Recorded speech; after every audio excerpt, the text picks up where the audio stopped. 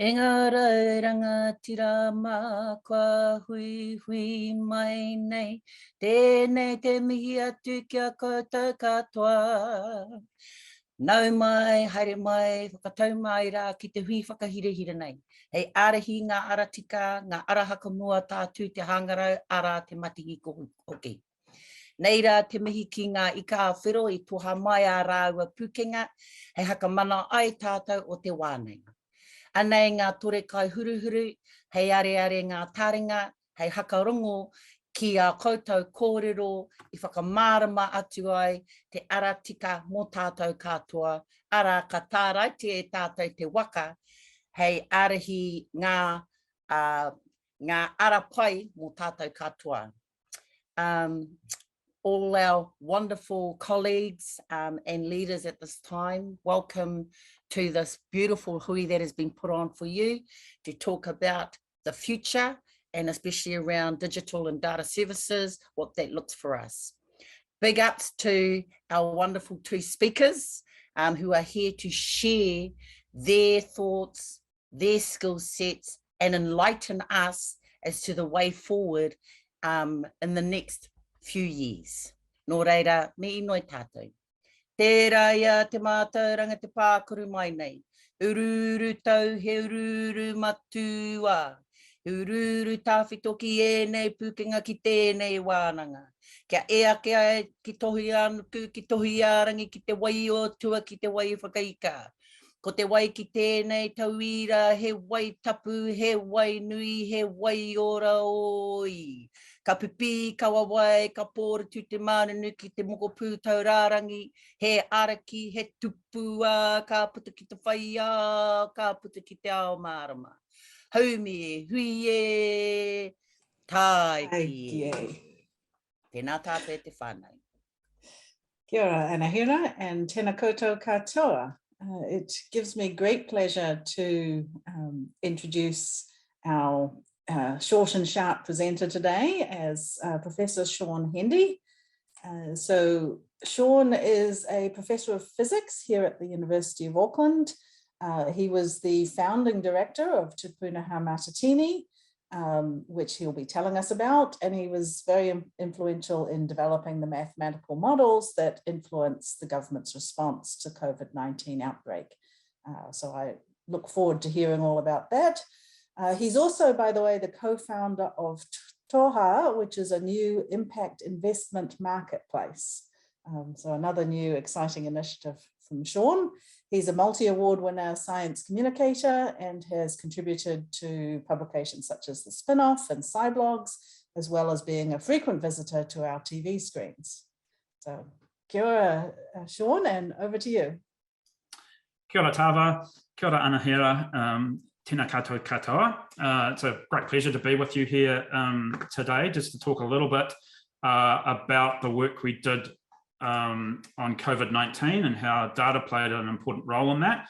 I'm just sharing my screen now, so hopefully you can all see that. I can actually only see Tava's face, so she's nodding. So I assume that we've got my screen up.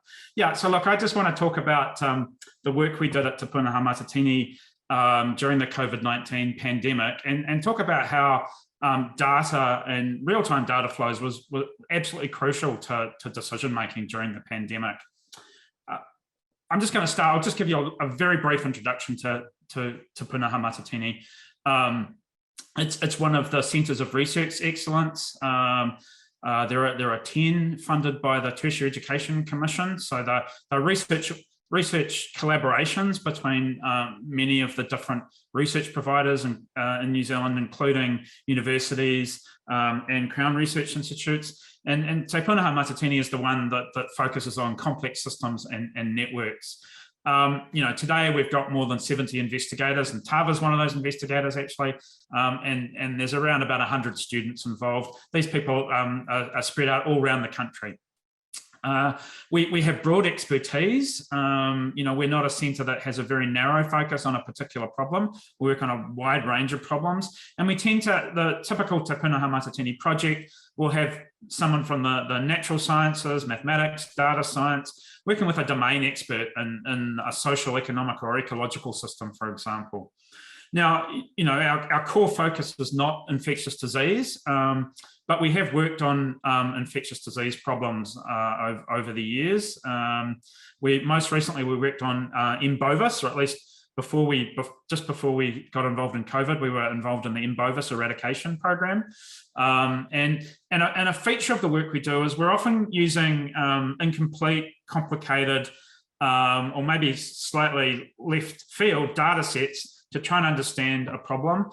With the M. bovis eradication program, we were using the National Animal Identification and Tracking System data, which wasn't being, not all farmers were using that. They were supposed to be, but not all were. But we were able to show that you could, from the data that was there, we could reconstruct enough animal movements to be useful to the Ministry of Primary Industries. We also worked on seasonal flu. That was probably the project that was most important for the COVID-19 work. Of course, it's another virus. And it's a respiratory virus, so spreads in similar ways. And there we used the combination of genomic data, so whole genome sequencing, which many of us are familiar with now, because it's used in the decision-making process, and we hear about updates on whole genome sequencing on Morning Report every morning, and combining that with telecommunications data, cell phone location data, to see if we could use the mobility patterns, as people move around the country, to understand how seasonal influenza moved around the country. And so that was a really important project when we're coming into COVID-19. And we also worked on the gastroenteritis outbreak in Havelock North. I won't say too much more about that today, but you're welcome to ask me about these projects during the Q&A. So of course, our team very early on in the outbreak, we built a number of models. I'm not going to go much into the models themselves because I want to focus on the importance of data and the time I've got with you today. We had to build these models very rapidly, and that's a story in itself. But we were able to do so over a number of weeks. And months, and those models were then used to inform decision-making at the cabinet level. So the decisions to move out of alert level 4 into alert level 3, and this is actually a graph that we provided to cabinet, and you can see the Prime Minister holding a version of this graph up in one of her 1 p.m. briefings. This was the sort of graph, the sort of information that cabinet was looking at when it was trying to make its decisions about moving alert levels. In order to make these models useful, we needed access to near real-time data. It was no good running these simulations using out-of-date data. We wanted to get data that was almost instantaneously gave a picture of what was happening in the outbreak, so that our model could most accurately forecast what was going to come over the next couple of weeks. And this required near real-time access to data. There was a lot of other data that we used, of course, data that you typically work with as a researcher.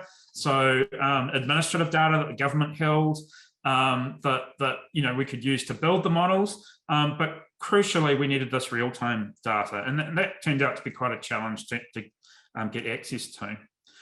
A lot of the data that we needed was being collected by the public health units. So the public health units where our contact tracers work in New Zealand, and so they're the people at the front lines that are connecting information about cases. They'll have information that's absolutely crucial to the modelling, such as when did symptoms first come on. The reason that you want to know about the onset of symptoms is because that actually gives you a steer for when the person might have been infected. And that's crucial for us in our modelling and understanding what infections might be coming later on. If we can get a sense of when people develop symptoms, we can get a sense of when they were infectious and the other people that they might be exposed to, and therefore what cases are coming along. We also needed information on tests, how cases were being managed, were the tests coming in rapidly, were people being sent to MIQ or being asked to isolate at home in time before they went out, and then of course outcomes of the outbreak. So that was the sort of data we needed, and that fed directly into what we call the stochastic models. So these are relatively simple models that we could use to project cases ahead over weeks or months. also look at things like, had we actually eliminated the virus? Now, that, getting access to data like that comes with a lot of important caveats, right? You're working with real-time data, that's great. But of course, that data is patient level. So actually, you've got to handle that data with privacy in mind. We had to do a rapid privacy assessment with the Office of the Privacy Commissioner in order to get access to some of the data very early on. It was in April. I had to spend a morning on Zoom with that office, working through how we were going to handle that data so that we could respect people's privacy. And then I think the other thing is that when data has been collected in real time, often contains errors or omissions, and is incomplete. Data collection doesn't stop once they hand it over to you. Data might come in later on, and at times we were able to even identify errors in the data because it just, we were looking at it in real time. We could put it into our model. We could say, actually, that looks quite unlikely. Is there something wrong with that piece of data? We also had much more complicated models. I'm not going to say much about this, but these days, when we're looking at things like the COVID protection framework, that has some really rather subtle changes between, red, yellow, green. Those changes aren't big. We want to understand how those changes will impact on the transmission of the virus. We use a much more complicated model that has a lot of very fine structured data about, where people go to school, size of households, where they go to work. That kind of data is really, really important, but it's not real-time data, and so I'm not going to focus on that today, even though there's a very interesting story about building models based on that data.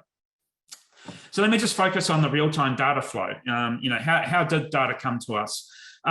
There were really two important sets of organisations. There are the public health units that I've already talked about, and then there's actually ESR, which is the Crown Research Institute that's most involved in dealing with infectious disease.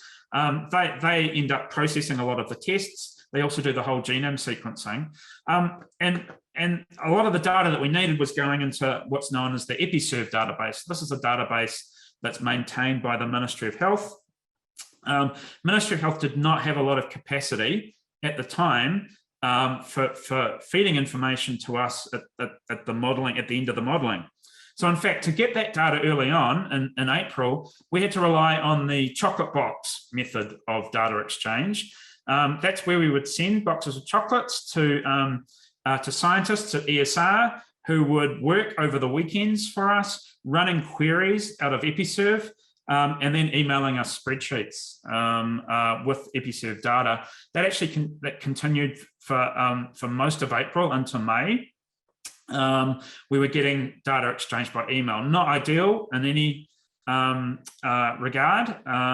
Email's not secure. Nonetheless, during that emergency period, that was actually how we were getting access to data. Ministry of Health simply didn't have capacity to set up good data flows to us. We were also providing it back to ESR. It wasn't just going into cabinet. We were also providing operational support for a lot of agencies. So it wasn't just one way. It wasn't just data coming to us and data going to cabinet. Information was also flowing back the other way, which helped reduce the number of boxes of chocolates we had to send. Eventually, so from about May 2020, Statistics New Zealand stepped in to help us, and they provided us with an API that could pull data based on a predefined set of queries from EpiServe. So they were really helpful early on, and this was a much more secure way of accessing data. It was still coming via Ministry of Health, and just the capacity at Ministry of Health remained quite an issue for a long period of time. It's only something that's now really being rectified, that ability of Ministry of Health to exchange data with organisations like us. So Stats NZ were really, really helpful early on.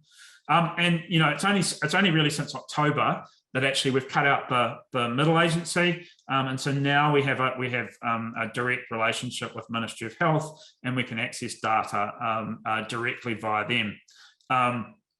Of course, it's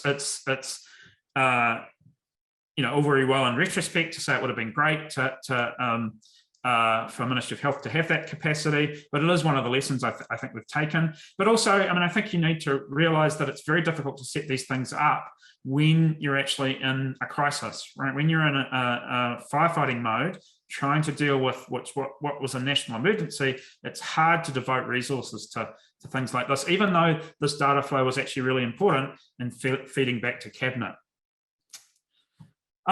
I'm just going to give you a couple of examples now of how that kind of how they're pulling together different sets of information was really, really important in the decision making, and how, really in New Zealand this came to be an almost unique way of working. I think the Australians caught on as well and started using this approach. And this is how we managed. This is how we managed in the August 2020 outbreak. So of course we'd come through the March-April outbreak successfully. We'd eliminated the virus within New Zealand. Now we knew that the risk was all at the border.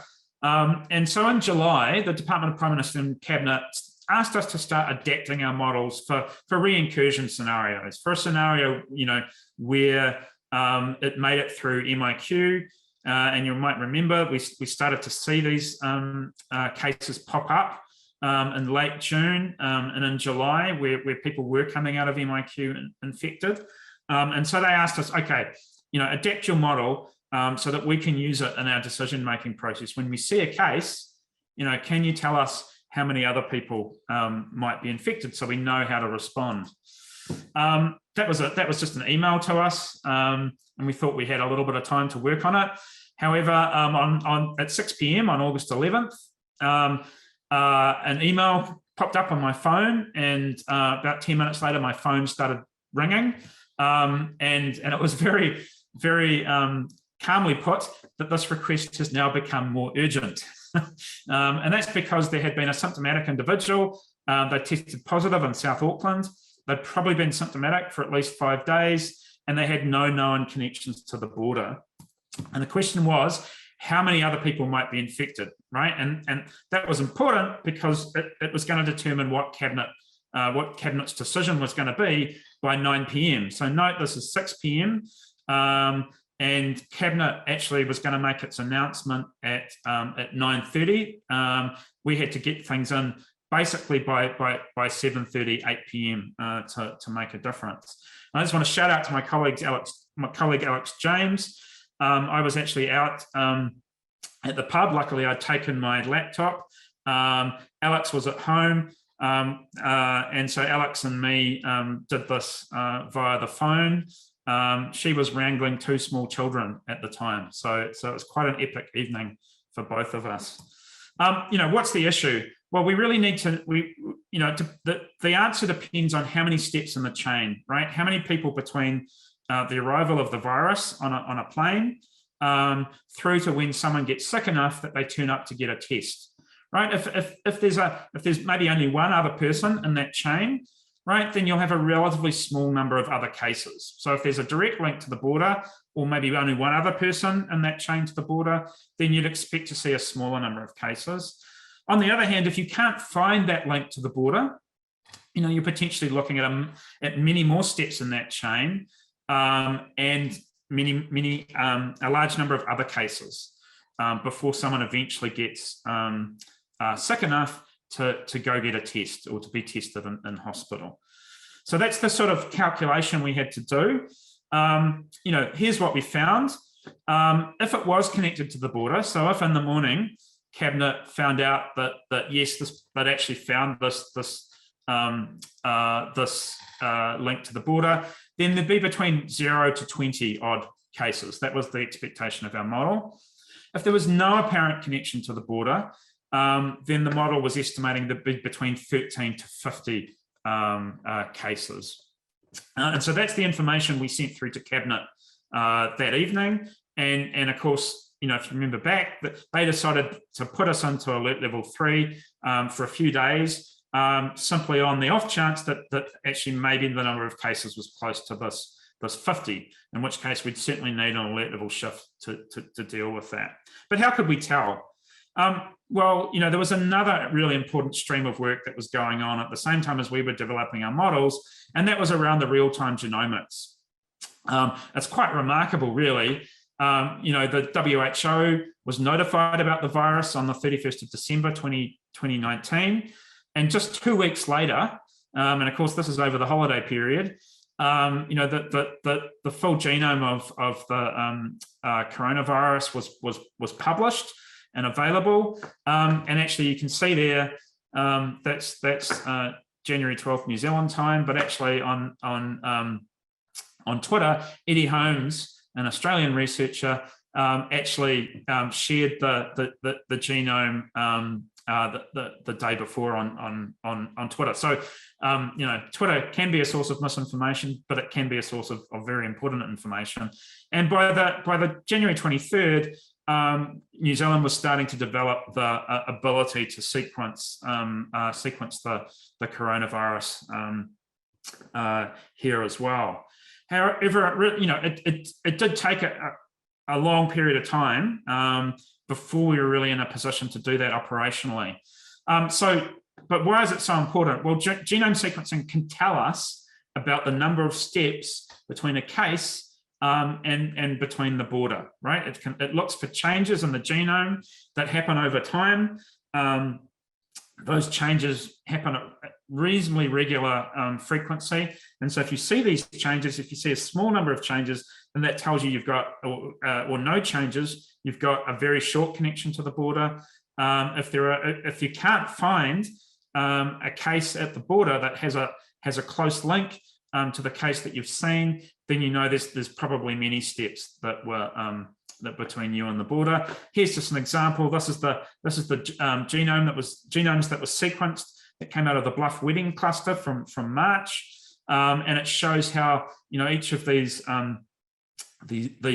dots are cases, and they've been linked by how close the genomes are, and you can see how you can reconstruct the infections that take place based on the changes in the genome. So coming back to the August 2020 outbreak, the sequences from the first cases were available the next morning within 12 hours, and it was a lineage B111, sorry. This is why we switched to using Greek letters for describing the different variants. It's hard to remember the more detailed nomenclature. It hadn't been seen in New Zealand since March. So in other words, there was a very long chain to our last known infection. We still don't know actually to this day how it came across the border. We weren't sequencing everybody in MIQ at the time. We routinely do that now, but at the time this wasn't routine. Okay, so the case could not be linked to the border, and that meant we were dealing with an outbreak that may be as large as 50 people. I think when we went back and had a look, probably there were around 60 to 70 people infected at the time we detected it. So our upper bound was a slight underestimate. And in other words, the decision to move to alert level 3 was the right one, because we were looking at a scenario where we had a much larger outbreak. It can, had we made a link to the border, then actually the government could have stepped down alert levels quite quickly. And actually we saw this in the November cluster. This became known as the Defence Force cluster. I know I'm known for turning up and telling people on TV that we should be locking down. This was an example where I got to go in the media and say, no, we don't need to make an alert level shift. This goes back to November 12th, 2020, when a young woman in central Auckland tested positive for COVID-19. Again, there wasn't an immediate connection to the border. From the interviews that the contact tracers did with her, we couldn't find that link to the border. However, the genomics linked her to a Defence Force worker who'd been infected at an Auckland MIQ facility. Because the genomics gave us that link, the modelling told us actually at the time that we were probably looking at 0 to a dozen cases. So in other words, we didn't need to lock down. That was a set of cases that in fact contact tracing could deal with. And so when you add up that, that advice that we gave to government stopped them from putting Auckland into a level 3 holding pattern for 3 days. And so that we estimate that saved the economy around about 130 million. So we're often criticised for putting the country into lockdown. Here's a case where we said no need, and it was because of that ability to handle data in real time. So I'm just going to finish off now, just with a few bullet points. There's obviously a lot to this story. I've just given you a couple of examples of how data and models were used in that real-time decision making. I think we were able to bring real-time data to the decision-making process, but it was pretty hard, and we actually didn't, early on, that those channels didn't exist. It would have been great to have the whole genome sequencing online, have that data flowing through government in the March-April outbreak, but for various reasons that didn't happen. I do think it's important that government agencies actually create capacity for data sharing. They need to have processes for ethical checks and privacy checks that can operate, not only in a business as usual setting where you might have time to work through these things, but can adapt in a crisis to be worked rapidly. I mean, one of the other problems which I haven't talked about much in this seminar is actually it's quite hard to know what data government holds. Even government itself often doesn't know what data it's sitting on. So it's really important, I think, that agencies map their data landscape, do a stock take of what data you've got, map it, and actually publish that map so that people can see what data you're holding. And if they need it in an emergency, they can approach you to go get that. And then, create sandpits to enable researchers to upskill to use it so that they become more expert in understanding your data. I think it's really important that any research that's done and any outputs that come from that is made publicly available. That's something that we've worked at really hard, is making sure that all our advice is being published. And then, and I haven't talked about that today, but I think it's really important to maintain an equity lens. Ensure that good data, but particularly data that might concern groups that are more vulnerable in an infectious disease outbreak, and that includes many Māori and Pacific communities in New Zealand. Make sure that data is available to those communities. There's a Waitangi Tribunal hearing this week that I'm going to be talking to. That's really about why it is that the Crown's not been able to vaccinate Māori communities, which has left them vulnerable in this current outbreak. And at least part of that story comes down to poor use of data. Okay, so I'm going to finish there and look forward to chatting with you further with respect to some questions. Great, thank you so much, Sean. So yeah, I would definitely encourage people to put their questions into the Q&A feature. We've already got a couple of good ones, but let me kick off with some of mine first. So, your final slide, you talked about recommendations in terms of data for the public sector. Many of the people on this call, of course, are from the private sector. So could you talk a little bit about using data for decision making in a private context, and which of those recommendations would still apply? Yeah, I mean, there are, obviously there'll be some fundamental differences. I mean, the privacy aspects apply to whether you're a public entity or a private entity. So it's important that private sector organisations also treat data with the same sort of respect that we might demand of our public sector agencies. But of course, a lot of the data that will be held will, it's really about a relationship between a customer, an individual, and that private sector entity, and that's somewhat different with government. Government often compels you to produce data, holds data about you when you've access to government service that you have a right to, whereas private sector organisations are collecting it's a more consensual relationship generally. That doesn't mean that the customer always, fully understands that data is being collected. I do think there are challenges though. I mean, one of the the being open and transparent about data can have a lot of benefits. I mean, it has some downsides as well. And you won't always, as a private sector organization, you won't always have the same sort of consent to do that from your customers. And also there are competitive drivers. You don't necessarily want to be completely transparent about the information you hold because your competitors are looking over your shoulder, and your data might be might have contain some important competitive advantage. Nonetheless, that the transparency means that a lot of people can have eyes on what you're doing with that data.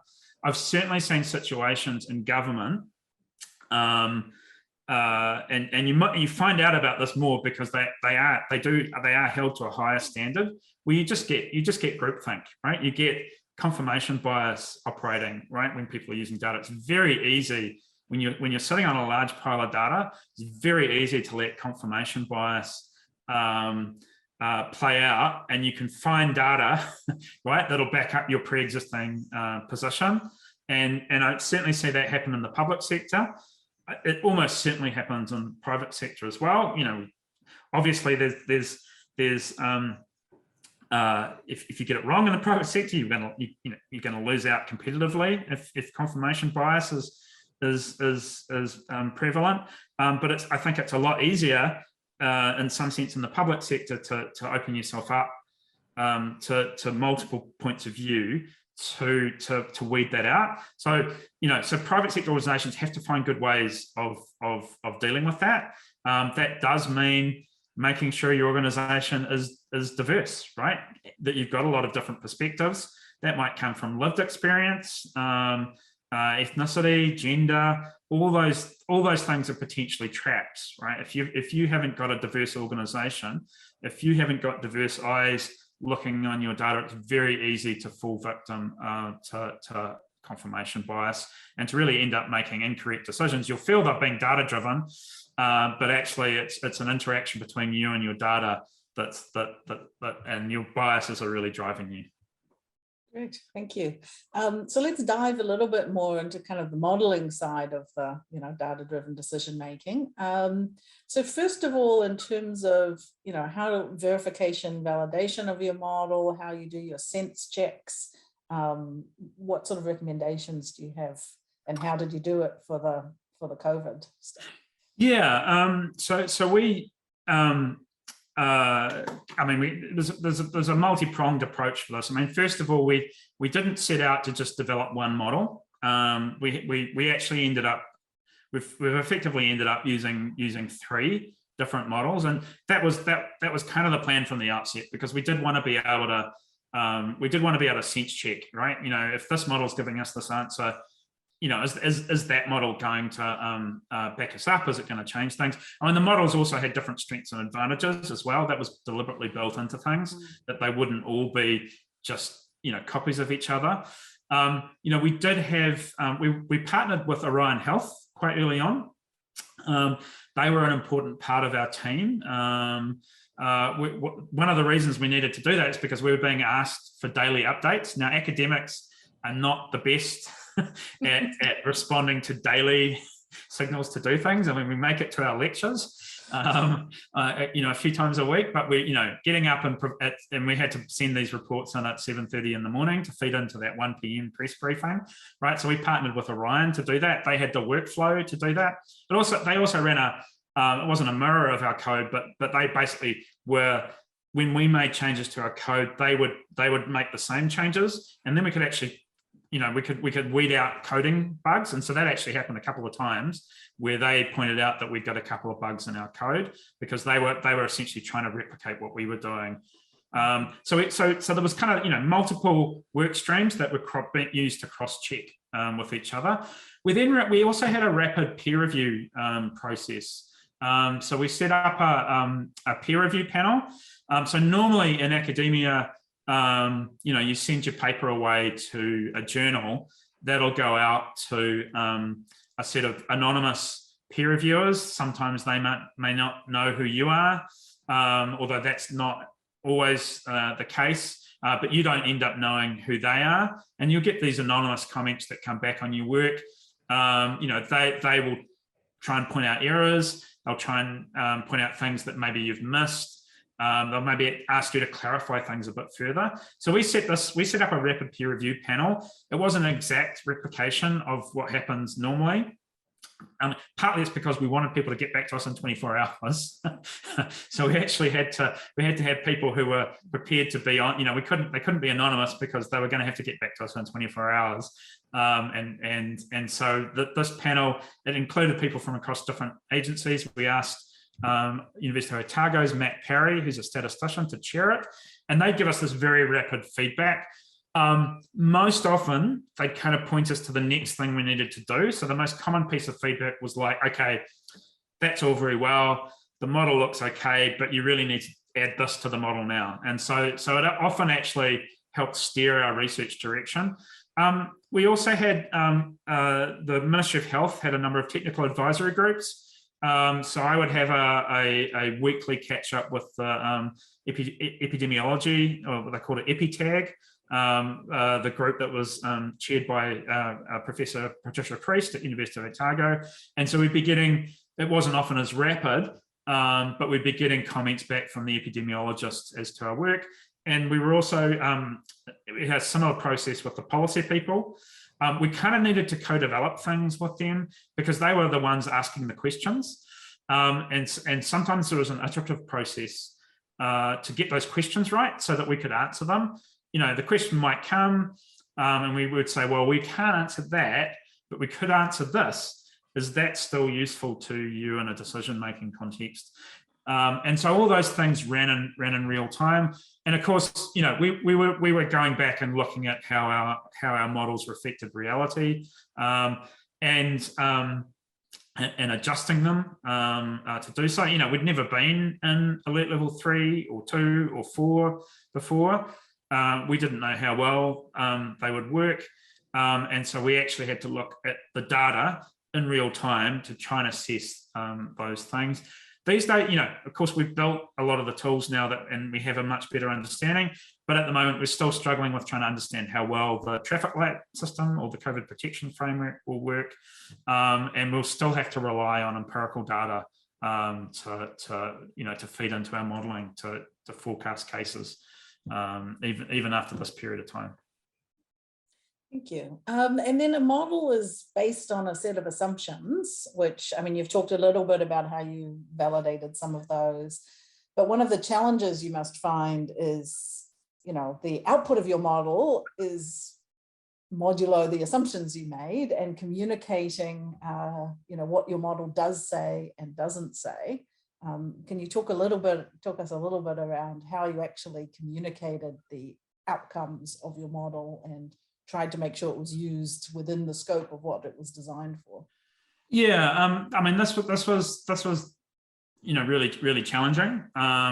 We obviously had quite close relationships with the people preparing the cabinet papers, so we're able to have a lot of go back and forth with them. And so we were usually pretty confident that what was going into cabinet papers had the right caveats. So we'd spend a lot of time sometimes crafting those caveats for cabinet. So that worked pretty well. So generally the stuff that cabinet saw, we were very comfortable with. The stuff that was perhaps more difficult, and it's still a challenge, is where you're feeding into operational decision-making processes. And that's partly just because there's a huge variety of operational decisions that were being made based on the models, and we couldn't maintain relationships with all those people. So an example would be the district health boards. So they were having to think, and they still are, right? This is still an issue to this very day. They were having to think about how many beds they need to set aside for COVID patients. They need to think about the number of tests they might, number of testing centres they might need to stand up. All those kind of operational decision-making processes, and that, we simply couldn't connect with all of them. And so I would say we never got a perfect handle on that, and the information flow was never perfect. If you don't, the alternative is to not step into the space. You could put big black letters on our reports saying "Do not use for operational decision making." What happens is that they'll just start doing their own stuff, often based on your work anyway, which of course we're putting out publicly. So it was not, or these decisions need to be made. Even if you can't get all the right caveats in, are you still better to be putting the work, and doing your best? And I think, that's worth an academic study, I think. I think overall, yes. It's still a vacuum of information is probably more harmful than not putting that stuff out there, and giving them something to hang their decision making on. And so, and we did find ways to do that better. We were every fortnight we would give an open seminar to the DHBs. So we just update them on what we were doing with the modelling. We didn't compel them to come to those, and not all DHBs were regularly coming to them. But we might get 30 or 40 people from around the country dropping into those seminars. They get an update on what we were doing with the model. They'd get, from that, they'd get a sense of what were the strengths and weaknesses of that model. It was harder for us to hear back from them. Obviously, when you've got, the different DHBs, it's harder to understand their needs. But at least in that context, we were able to get, they were able to build up their understanding of what we were doing. Great. And there's a question here around public access to your modelling, which I know you have, your various white papers up on the Te Pūnaha Mātatini website. But can you talk a little bit more about, what you've decided to make public, and, perhaps there's things that you can't, and how those decisions were made?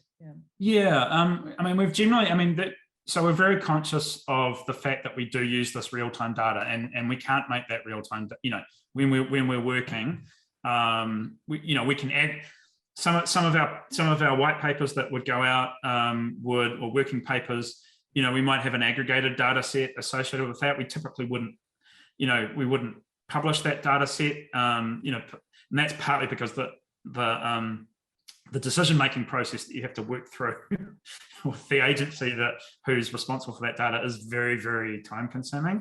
Over time, we have. So there is some anonymous aggregated data that's been released as part of that process, associated with some of our journal publications. But obviously, you've got to be really sensitive to that. And also, we're putting our papers through a peer review process. So sometimes our papers would come out and they look out of date. And that's because they are, right? Because they've been through a process, and I know from tons of people would get frustrated with that, but we did have to work through a process to release some of that material. However, we tried to prioritize getting it out as fast as possible within our capacity and ability to do so. We did at times release software versions so that people could play with the models themselves. So that was a fair bit of work actually. In the end, it's quite difficult, and actually some of the models are quite computationally intensive. So to actually run them yourself is it's not feasible to put that through a web portal, for example. So it was, we were trying as to get that stuff out as transparently as possible, as soon as we could, and I think government was generally very happy with that. It provided a few moments of tension, where what basically the officials are trying to work in a no surprises mode, right? Where if your work comes out, right, and a journalist goes talk to a minister, the minister, should have had a reasonable amount of time to digest that work and be able to talk about it knowledgeably. And I think that's fair enough. however, we might get late requests to make a change to something, and which might change a particular output and might mean that a particular minister or ministry hadn't seen the latest thing. And that was just, I think when you're working at pace during a crisis, you sort of have to accept that you're not going to get that perfect. Not everybody's going to be perfectly briefed all the time. And so I don't think I think we were roughly right in balancing that need to give ministers a chance to digest the work between getting it out quickly and talking about it in public. And then there's a question here about modeling the new traffic light system, which also ties in with a question, again, sort of back to the validation. There is no control group. How do we, so can you talk a bit, I'm sure you're trying to model traffic light system, yeah, and doing that in the face of there isn't data yet. Can you talk a bit about what's going on in that space?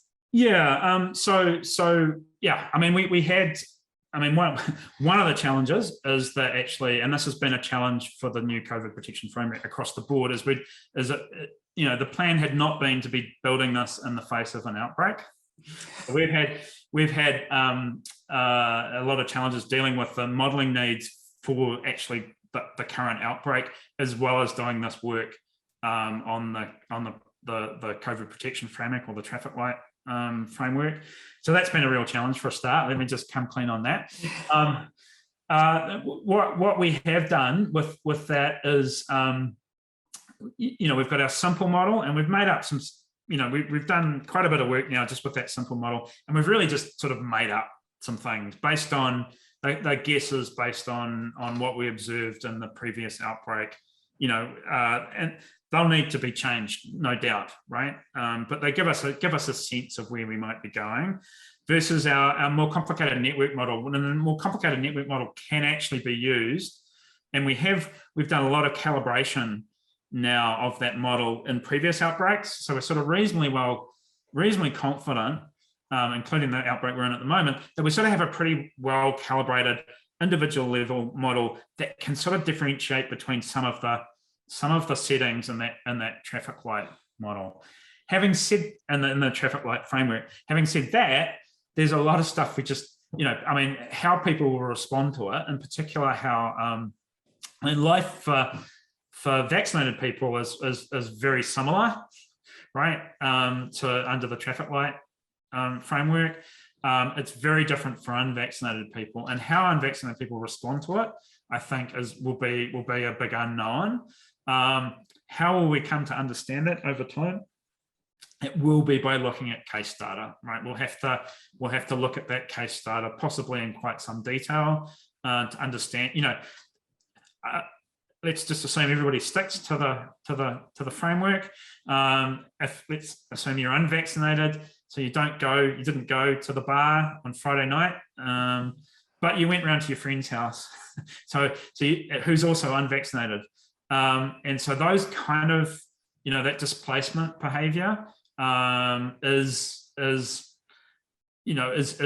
difficult to model. We look overseas, so we have quite a lot of we have regular conversations with our Australian colleagues, and so we've got, they're a little bit ahead of us in using some of these vaccine mandates, so we get a sense from them about how well the mandates are working. And we'll try and factor that in early, but ultimately, we'll have to be looking again at the sort of near real-time data as the outbreak progresses, to see if, to help understand what's going on, and whether the framework needs to be tweaked. I'm almost certainly it will need changes, right? It's in some ways it's a much more complicated system, as you'll have a sense, than our alert level system, which is a very blunt tool. So I don't think we can anticipate that it will survive, the first design that's been rolled out. Not to mention the fact that I think before the August outbreak this year, we assumed we were going to have until sort of March to tweak and test it. So that there's no doubt that we'll have to make changes to it, I think. And then there's a question here around interpreting results, in terms of, what you're presenting. How much do you have to do the interpretation, and how much can you just present? the data, and where's the balance there?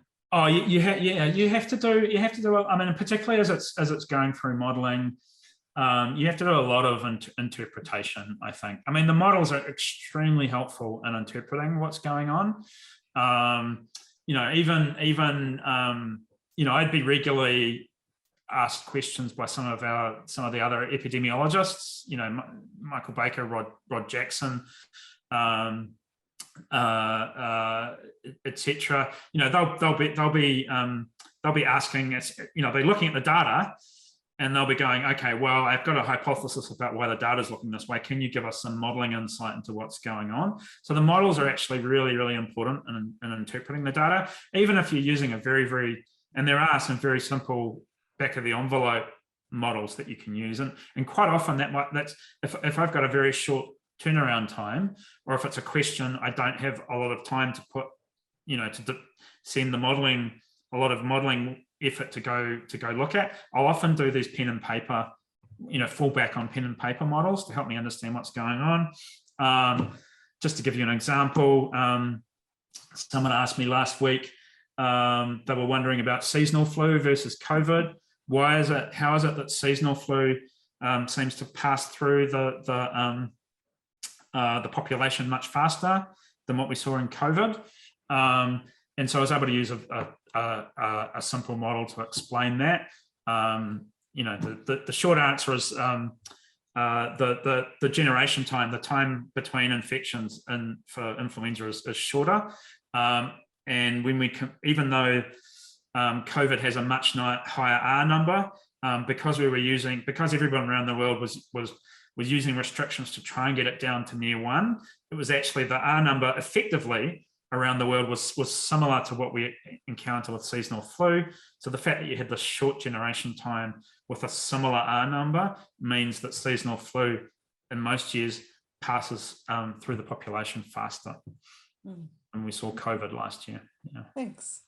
And then there's a question here around the granularity, I guess, of the data in terms of how much you're able to use the age, ethnicity, underlying health conditions within your models and you know, making better decisions.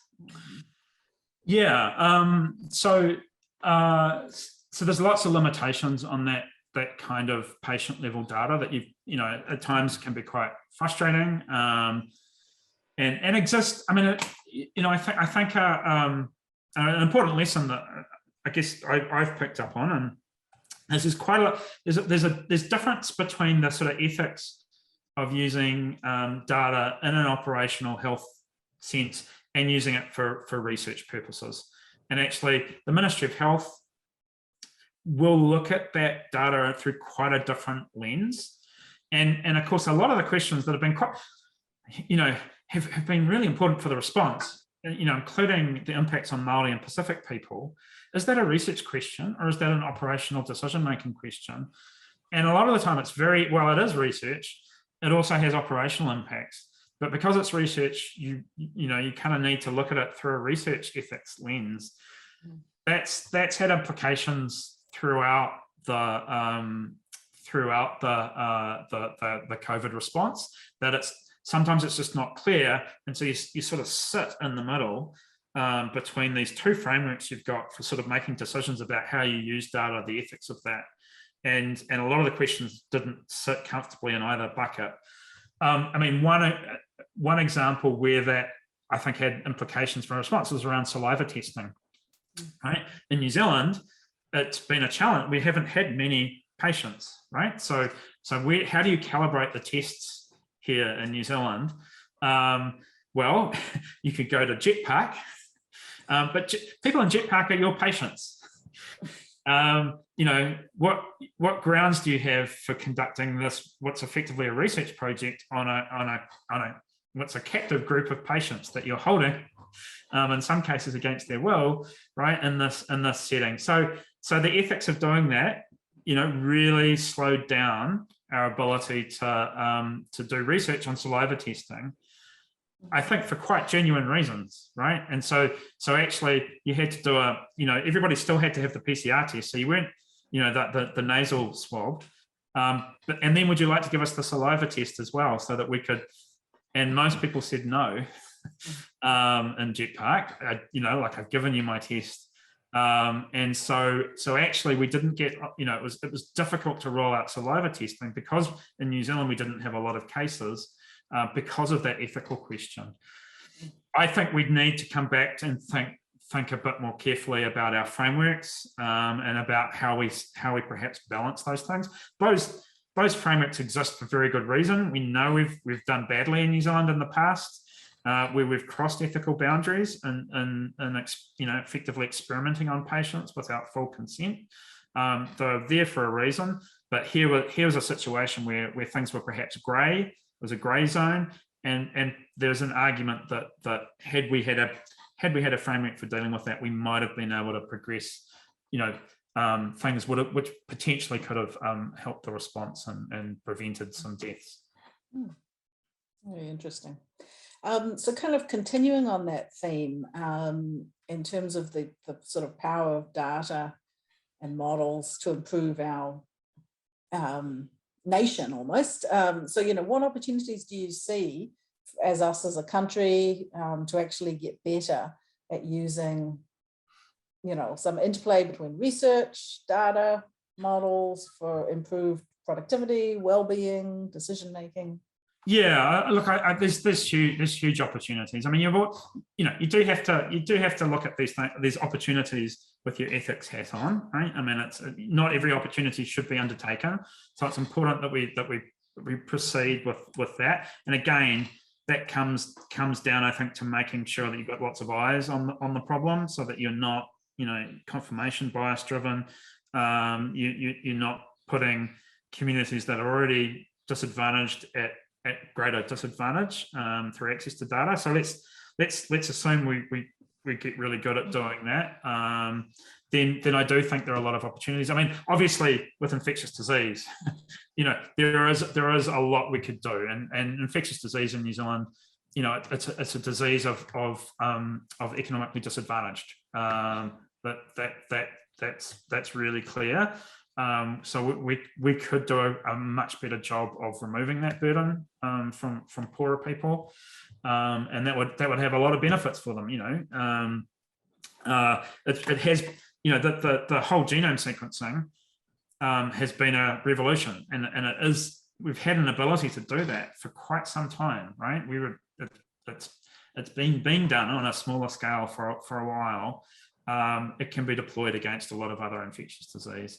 But then, more broadly, it's hard to think of an area in the economy where we can't make an impact with data. I'll make a plug for Toha, which is our impact investment marketplace that I'm setting up with Natalie Whitaker and Mike Tokotoko. It's data driven, right? We are trying to build frameworks and technology that allow, it's around impact investing. So when someone actually undertakes an action that leads to an impact, let's make sure we collect data about that so that it can be attributed to that individual's action, and more to the point, to the person who might have invested to support that person's action. That's a big missing piece of the puzzle at the moment. There's money that's sitting there wanting to go green. It can't find the opportunities to go green if it just says, well, let's just shovel the money out the door. How can it hurt? It finds out it can end up with no evidence that it did make a difference at the end, and that means you can't persuade people that you made things greener, and you can't invest in the right activities, right? The things that might go greenest. So I think there's a big opportunity around making the economy more sustainable and the way it interacts with the environment, but also just in all sorts of spaces we can be using data more effectively. I mean, the opportunities are really endless. Again, I'll just finish that question by just making sure you do have to proceed ethically and with lots of eyes on what you're doing. Thank you. And I think we have time for one last question, which is time for you to get out your crystal ball, because one of the participants here is asking us about Omicron. Oh gosh, yeah. So yeah, so what your view, I mean, in terms of where's the data stand on that? Do we have any data? You know, Yeah, it's a really good question, and I mean, I didn't touch on it in my talk, but what it's been really important to us in our modelling, and we've been really lucky that actually we've been able to draw on a lot of data from overseas without actually being in the face of it ourselves. You know, in particular, I mean, I mentioned the fact that we talk regularly to our Australian colleagues, but also our UK colleagues who, you know, have you know, it's been a massive outbreak. There's been a large number of deaths, of course, in the UK, which has affected a lot of people. But they've got an extremely good surveillance system, so we get very good data out of the UK. You know, a lot of the stuff that's been important to us, we've taken from the UK experience. So let's just acknowledge what they've been through and the fact that they've still provided that science openly. Now, coming to Omicron, it's still very early days. What we're saying isn't great. It's clearly got an advantage over Delta. And at the moment, we're not that, you know, it could be getting that advantage in two different ways. One is through reinfections. And there does seem to, when they look at the genomic changes, which change, you know, those genomic changes change the proteins that the virus uses to get into our cells. You know, the suggestion that they're changing, and that means that your immune system, which is designed to go look for those proteins, will have, you know, is potentially having trouble finding them, right? Because it's tweaked those proteins, and so previous immunity, whether, you know, and that also applies to whether you've been vaccinated or not.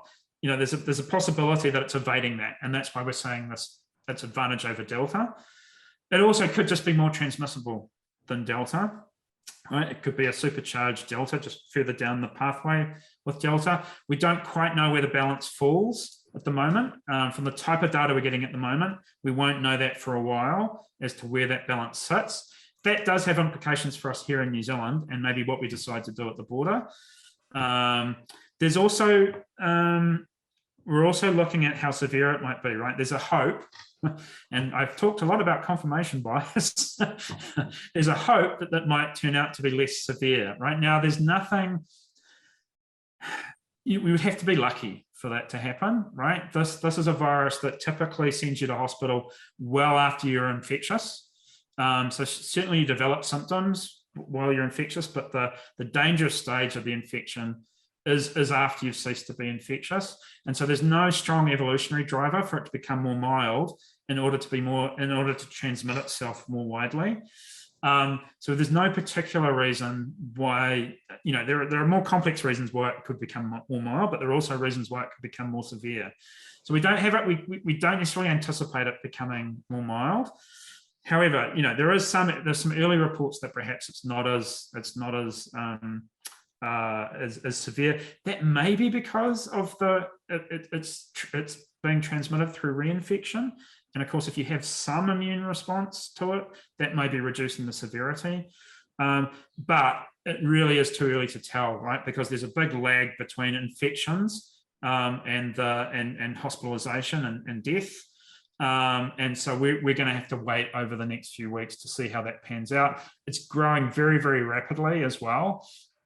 Far more rapidly than we've seen any outbreak previously, and that means we'll start to see these cases get quite high before we necessarily, you know, it'll look maybe like we're at a point where we might have been in a previous outbreak, and we're going, okay, well, we haven't seen translation into deaths or hospitalizations yet, but remember, it's spreading more rapidly, so we're going to potentially have to wait for longer to see those early cases translate into hospitalization. So yeah, well, you know, keep our fingers crossed. Keep our fingers crossed and watch this space. Great. Well, thank you so much. We've actually gone slightly over. So yeah, thank you for your time. I enjoyed that. I hope the participants did too. Thanks. Thank you for having me. Thank you.